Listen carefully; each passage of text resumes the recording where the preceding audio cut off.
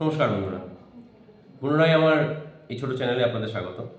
আজ আলোচনা করব মহাদেবের 5টি বিষয়ে, যা আশা করি হয়তো আপনারা জানেন না। যদি জেনে থাকেন তাহলে অবশ্যই কমেন্ট করবেন, না জানা তথ্য বলতে পারেন। তো চলেন শুরু করা যাক ভিডিওটা কেউ স্কিপ না করে অবশ্যই পুরোটা দেখবেন। যার সম্পর্কে আলোচনা করতে চলেছি তিনি হলেন আমাদের সবার প্রিয় দেবাদিদেব মহাদেব। হিন্দু ধর্মে তাকে কেউ ভয় করে, তাকে কেউ ভক্তি করে, কারণ আমরা যে ছবিগুলো দেখে অভ্যস্ত তার সাথে মহাদেবের বাস্তবে কোনো মিলই নেই। তিনি কোনো বসনভূষণে সজ্জিত নন। পরনে বাঘছাল, গায়ে সাদা ছাই, মাথায় জটা, একজন সন্ন্যাসীর মতো থাকেন। মহাদেব একজন অত্যন্ত শক্তিশালী শরীরের অধিকারী। হিন্দু পুরাণ মতে তার উচ্চতা প্রায় 7 ফুট। শরীরে জড়ানো আছে বাঘছাল।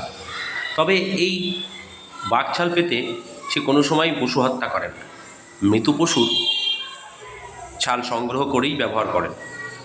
শিব মানেই বা শিব বলতেই আমাদের চোখে ভেসে ওঠে গাঁজা, মাদকদ্রব্য খাওয়ার একটি ছবি, যা বর্তমান সমাজে বহু প্রচলিত। অনেক ভক্ত সেটাকে বাবার প্রসাদ বলে গ্রহণও করে এবং বাবাকে সেটা প্রদানও করে। কিন্তু আপনি কি জানেন বাবা মাদকদ্রব্য কেন গ্রহণ করেন? মহাদেব যেখানে থাকেন হিমাচল প্রদেশে বা হিমালয়ে, সেখানে প্রচণ্ড পরিমাণে ঠান্ডা এবং তিনি সবসময় ধ্যানমগ্ন থাকেন। তার ধ্যান কেন্দ্রিত করতে গাঁজা সেবন করে। সমুদ্র মন্থনের সময় আমরা সবাই জানি হলাহল বিষ উদয় হয়েছে। সেই বিষ কেউ যখন গ্রহণ করছিল না, তখন স্বয়ং মহাদেব তার কণ্ঠে সেই বিষ ধারণ করার ফলে তার কণ্ঠ নীল হয়ে যায়। তাই তার আরও একটা নাম হয়, তার নাম হয় তখন নীলকণ্ঠ। মহাদেব দেবতাদের যতটা নিজের মনে করে বা আপন মনে করে, ঠিক সেইভাবেই রাক্ষসকুলকেও তার নিজের বা আপন বলে মনে করেন।